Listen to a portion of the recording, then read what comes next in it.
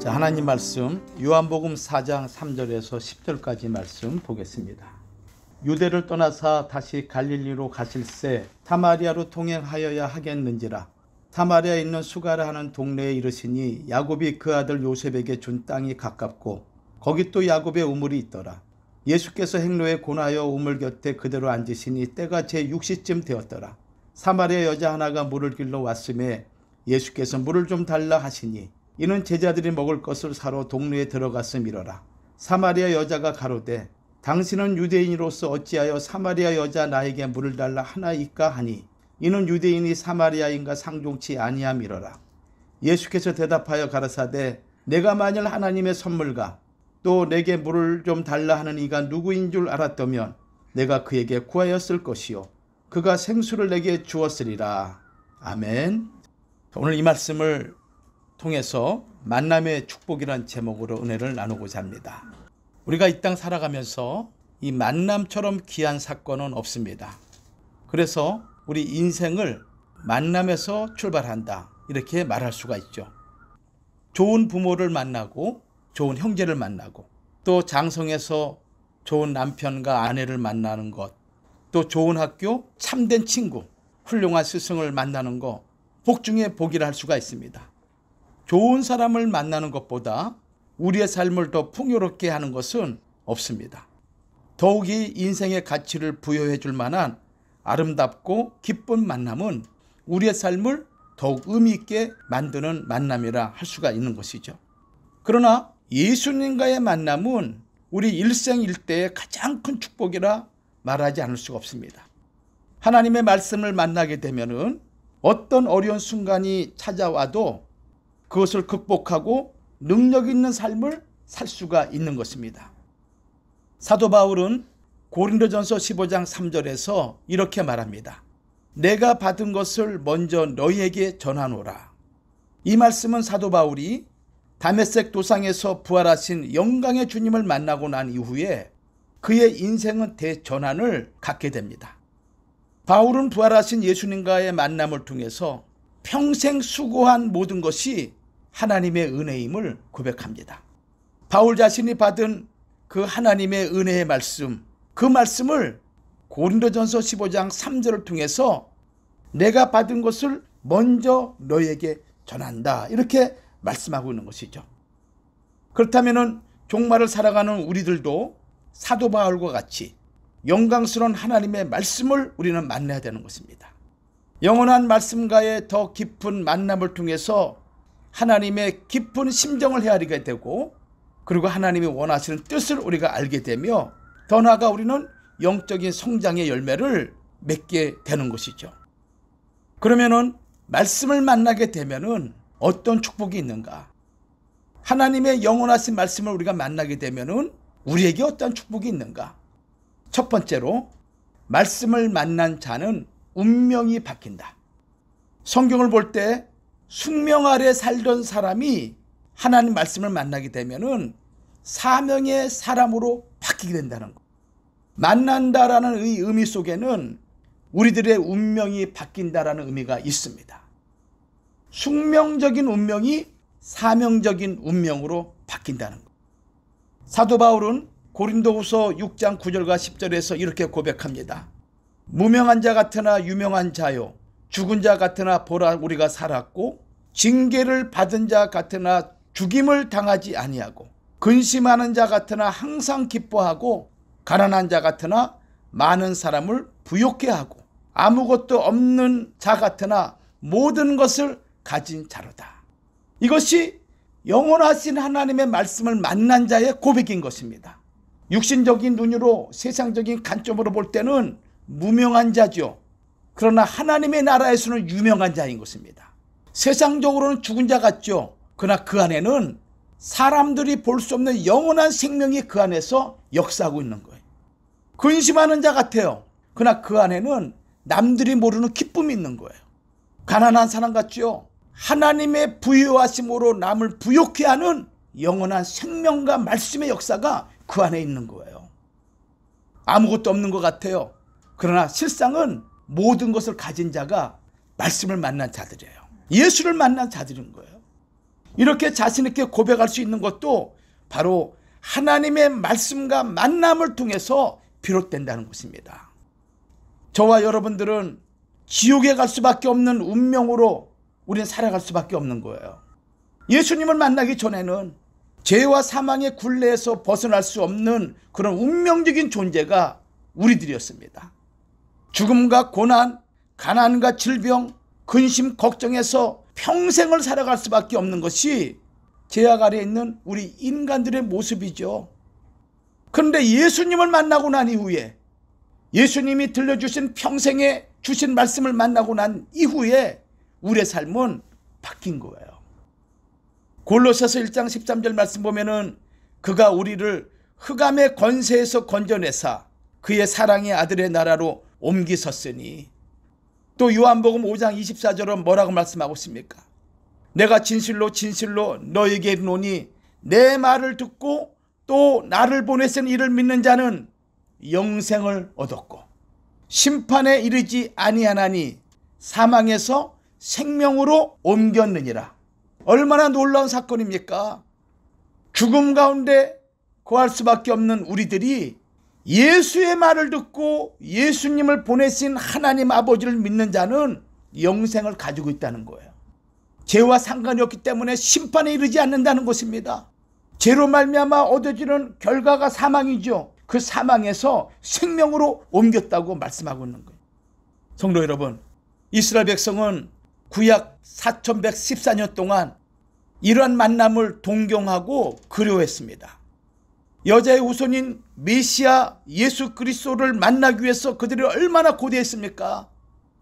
예수님이 오실 당시 유대 백성이 이 메시아를 얼마나 사모했는지 누가복음 3장 15절 말씀 보면은 백성들이 바라고 기다림으로 모든 사람들이 요한을 혹 그리스도신가 심중에 의논하니, 바라고 기다렸다. 이것은 고대하고 싶다는 것입니다. 메시아를 고대하고 싶던 거예요. 그럼에도 불구하고 예수님이 메시아가 오셨음에도 그들은 귀로 듣고 눈으로 봄에도 불구하고 메시아 되신 예수님을 영접하지 못한 거예요. 이단자로 알고 나사렛 목수의 아들 마리아의 아들로 본 것입니다. 요한복음 7장 15절 말씀 보면은 글도 모르는 무식한 자로 그렇게 알고 있었던 거예요.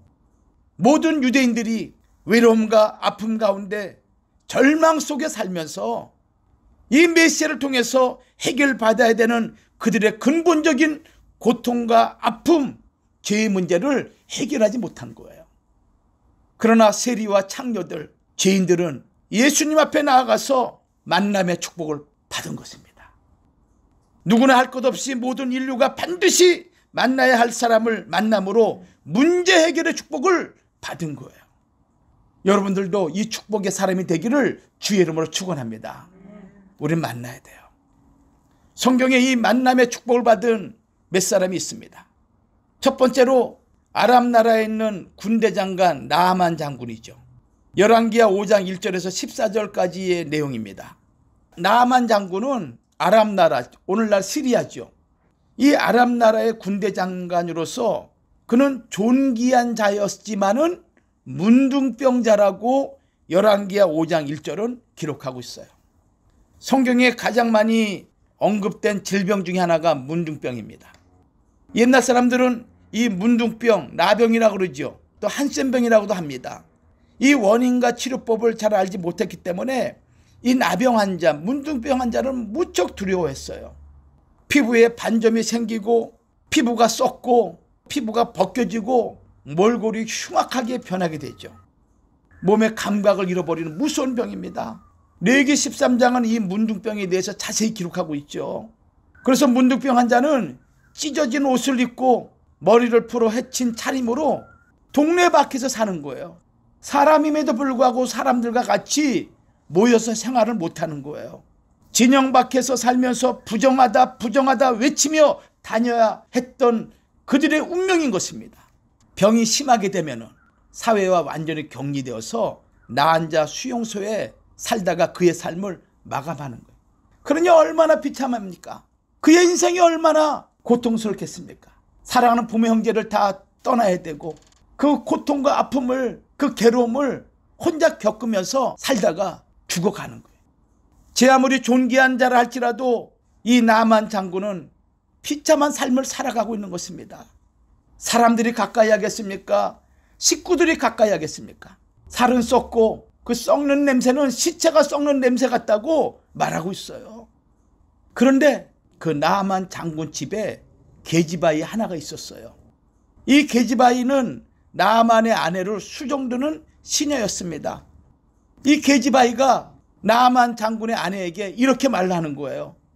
만약에 우리 주인이 사마리아에 있는 우리 선지자 앞에 계셨으면 좋았을 텐데, 저가 문둥병을 고쳐줄 수 있을 텐데, 이 얘기를 한 거예요.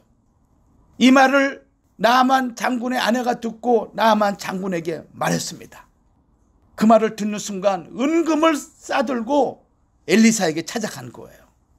나만 장군은 아람 나라의 군대 장관이었기 때문에 엘리사 선지자를 찾아가게 되면은 여호와의 이름을 부르고 그 상처 부분에 손을 흔들고 문둥병을 고쳐줄 줄 알았는데, 엘리사 선지자가 집 밖에 나오지도 않고 나만 장군의 사자에게 가서 요단강 물에 7번 씻어라, 그러면 네 살이 여전하리라, 이렇게 통보를 한 거예요. 나만 장군의 생각에 막 화가 났습니다. 내가 수천리길을 마다하지 않고 찾아와서 인사를 하고 대접의 예를 갖추고 왔는데, 니까짓 하나님의 사람이면 하나님의 사람이지, 나와서 영접도 하지 않고 그냥 사자한테 전해서 나한테 얘기를 해? 괘씸한 놈, 못된 놈 하고 막 분노가 막 일어난 거예요. 그러면서 얘기하기를, 우리나라 다메섹강 아마나와 바르발이 이스라엘의 모든 강보다 더 깨끗하지 않느냐, 내가 거기서 몸을 씻으면 깨끗하게 되지 않겠느냐 라고 하면서 분한 마음으로 떠납니다. 그때 그 사자가 말하기를 이렇게 얘기합니다. 장군님, 그 예언자가 이보다 더한 일을 하라고 말하신다면 하지 않겠어요? 아니, 다만 몸을 씻으라고 말하는데, 그리고 깨끗해진다는데 그까짓 거 못할 일 무엇이겠습니까? 한번 해보시죠. 이 말을 나아만이 듣고 엘리사 말대로 순종합니다. 요단강물에 들어가서 1번, 2번, 3번, 7번을 들락달락 그랬더니 그 살이 어린아이 살같이 바뀐 거예요. 이 아람 나라의 군대 장관 나아만 장군이 그의 몸종을 통해서 엘리사 선지자를 만남으로 문둥병이 깨끗하게 나은 거예요. 성도 여러분, 만나야 될 사람을 만나야 되는 거예요. 이 말씀이 열왕기하 5장 1절과 14절 말씀이죠. 오늘도 마찬가지입니다. 우리에게 어떠한 문제가 있든, 내 속에 어떠한 근심 걱정이 있든, 영원하신 하나님 말씀을 만나게 되면은, 예수 그리스도를 만나게 되면은 나만 장군의 문둥병이 낫듯이 우리 모든 문제가 해결될 줄 믿습니다. 그러므로 만나야 되는 거예요. 과연 내 문제를 누가 해결해 줄 것인가? 내 인생의 문제를, 가장 근본적인 나의 모든 문제를 누가 해결해 줄 것인가? 근본적인 해결자를 우리가 만나야만이 내 인생의 평안과 기쁨과 평강이 넘치는 삶을 살아가게 되는 것입니다. 우리가 교회 안에서도 많은 사람들이 신앙생활을 하고 있지만은 정말 간절하게 하나님 말씀을 만나기를 원하는 자들이 점점 가면 갈수록 인원이 작아지는 것 같아요. 삶이 여유가 있고 풍요로워지다 보니까 자기 문제가 다 해결된 것인 양 착각하고 있는 것 같아요. 또 두 번째 인물이 있습니다. 신약에 여러 인물 가운데서 두 번째 인물 중에 하나가 누구냐면은 누가복음 7장 36절과 50절에 나오는 시몬의 집에 왔던 한 죄인된 여자와 예수님과의 만남. 이 여자가 누군가 하면은 집 밖에서는 쓸모없는 죄인이었습니다. 사람 취급을 받지 못한 그런 여자였습니다. 시몬의 집에 왔던 한 죄인된 여자와 예수님과의 만남. 그런데 집안에서 예수를 만남을 통해서 죄로 얼룩진 그의 삶이 결정적인 전환점을 맞게 되는 거예요. 누가복음 7장 36절 이하의 말씀을 보면은 이 여자를 가리켜서 그 동네의 죄인인 한 여인이라고 기록하고 있습니다. 그 동네의 죄인인 한 여인.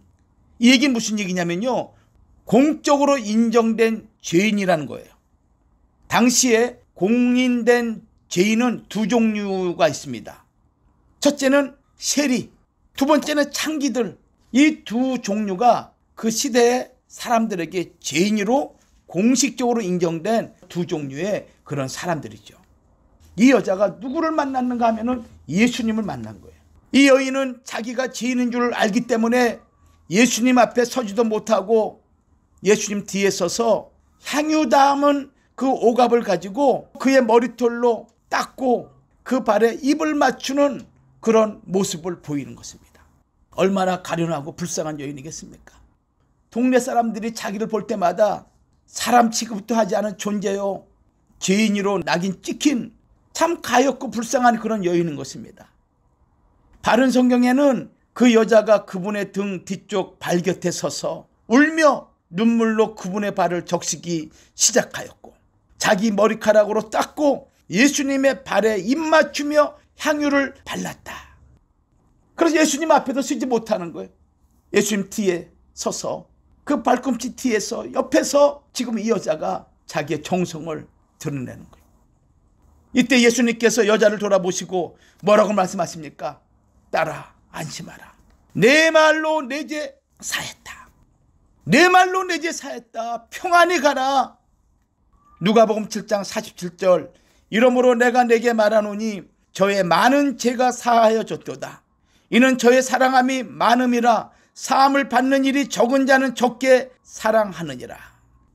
죄 많은 여자, 불쌍한 여자, 사람 취급받지 못하는 여자, 그 누구도 그를 돌아보지 않는 여자. 그런데 예수님과 만남으로 모든 죄악을 용서받고 그 안에 남들이 알지 못하는 기쁨과 생명의 역사가 솟아오른 거예요. 성도 여러분, 오늘 우리도 이들과 같이 말씀을 만나야 돼요. 우리의 신앙이 오래되면서 나태하고 습관적이고 굳은 그런 삶과 같이 모습의 우리의 신앙생활이 아닌지 우리가 반성해 봐야 돼요.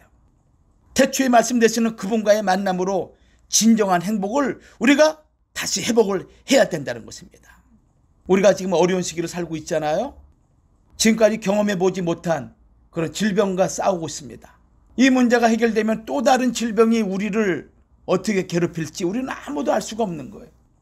그럴 때마다 우리는 고민하고 걱정하고 근심하고 피할 장소를 찾게 됩니다. 혹 이 병으로, 이 균으로, 이 바이러스로 우리 가족을 혹이라도 무너뜨리면 어떻게 될까 하는 걱정, 근심이 우리 삶에서 떠나지 않는 거예요. 그럴 때 여러분 누구를 만나야 되겠습니까? 의사를 만난다고 해결되겠습니까? 대통령을 만난다고 해결되겠습니까? 하나님 말씀과 만나야 되는 거예요. 말씀이 곧 하나님인 거예요. 요한복음 1장 1절 이하의 말씀 보면은 이 말씀은 전능하신 말씀인 거예요. 여러분이 이 말씀에 사로잡히고 이 말씀을 붙잡고 이 말씀을 의지하고 나가게 되면은 여러분의 문제가 어떤 문제라도 그 영원하신 하나님의 말씀이 우리를 영육간에 보호하시고 인도하시고 우리를 형통으로 인도해 줄 줄 믿습니다. 요한복음 6장 63절에 이렇게 말씀하고 있죠. 살리는 것은 영이니 육은 무익하니라. 내가 너희에게 이른 말이 영이요 생명이라. 이렇게 말씀하고 있어요.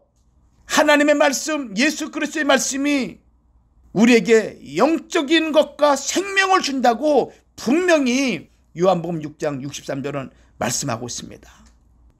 두 번째 대지입니다. 말씀을 만난 자는 배에서 생수의 강이 흘러넘친다.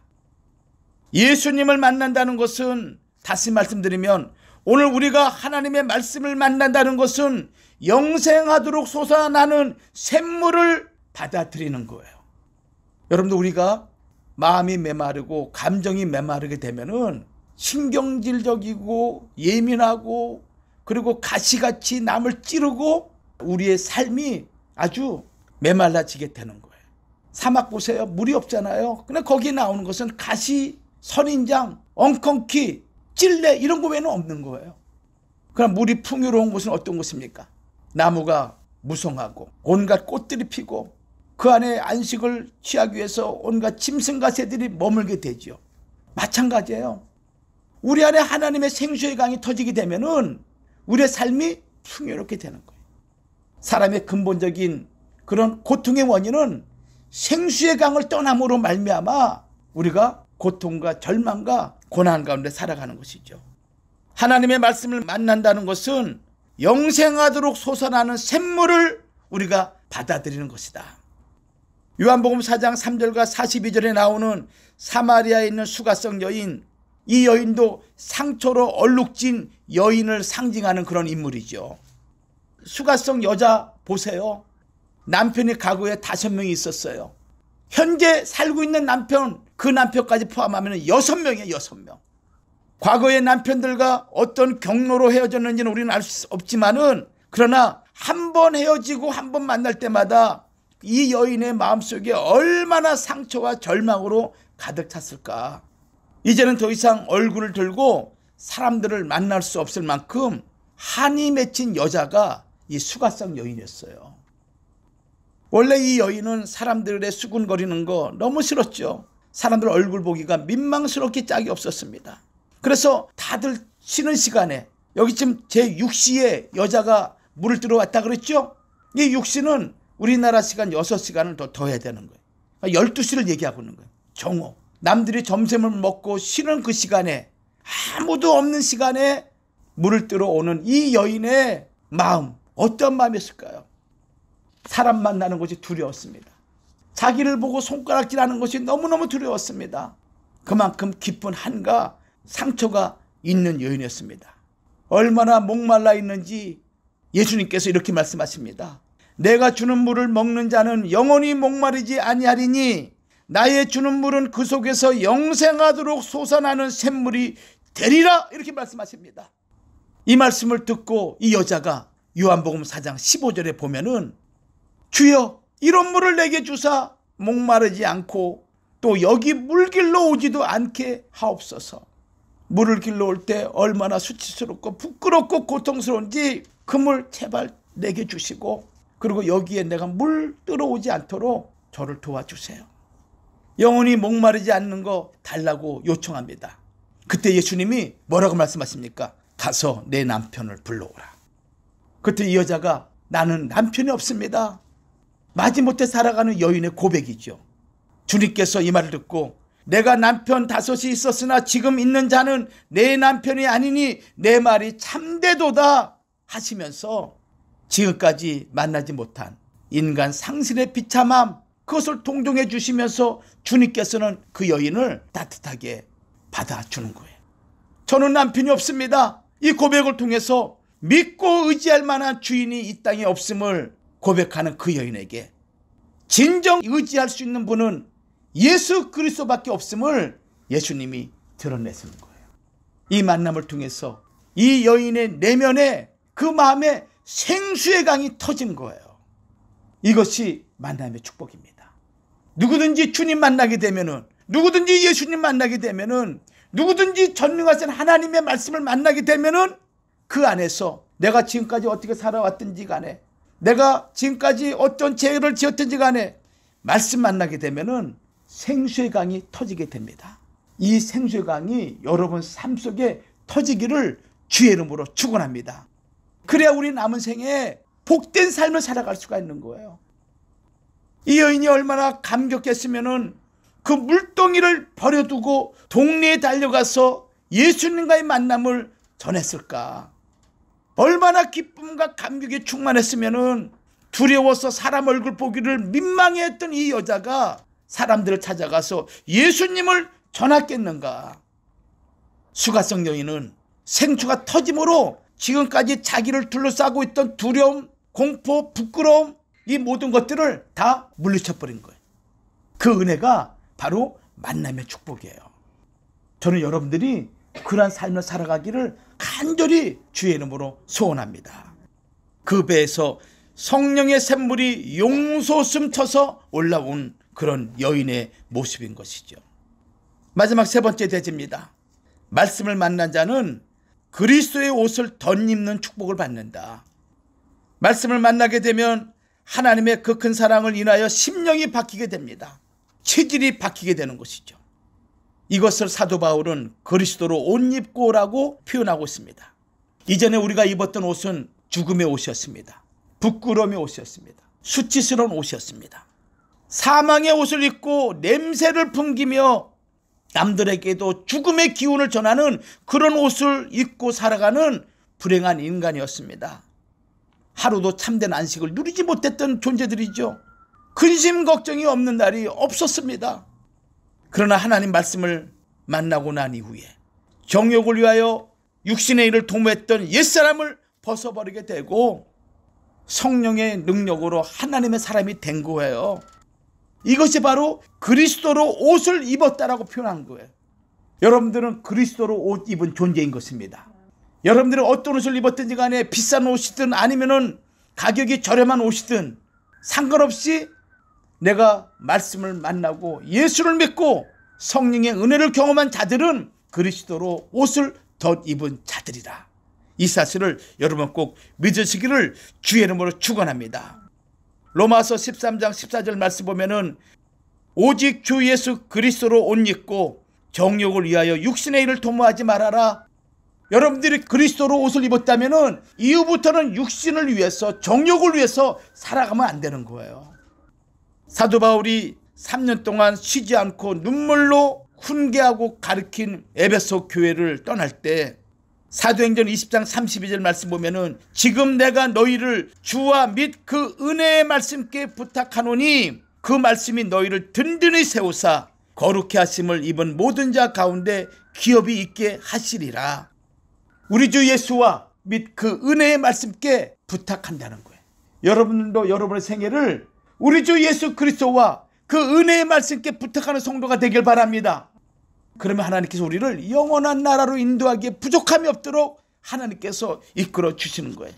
그 은혜의 말씀께 맡긴 그들이 종말에 영원한 하나님의 복음을 전하는 존재가 된다는 거예요.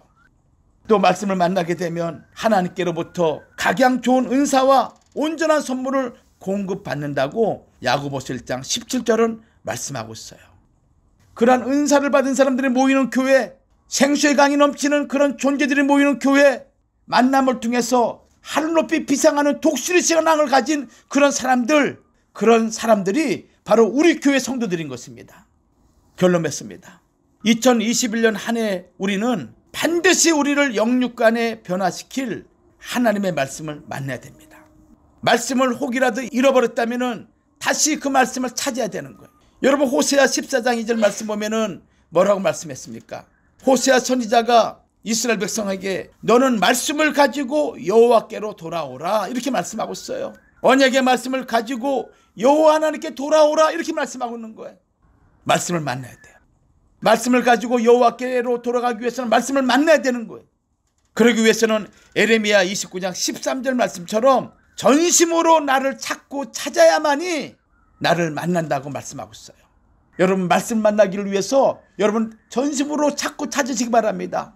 하나님의 영광스러운 말씀을 만나기 위해서 애쓰시기 바랍니다. 그리하면 반드시 이 영원한 하나님의 말씀을 만나게 되고 이 말씀을 만나기만 하면은 그 말씀이 우리의 발에 등이 되고 빛이 되어서 우리를 영원한 천국으로 인도해 줄 줄 믿습니다.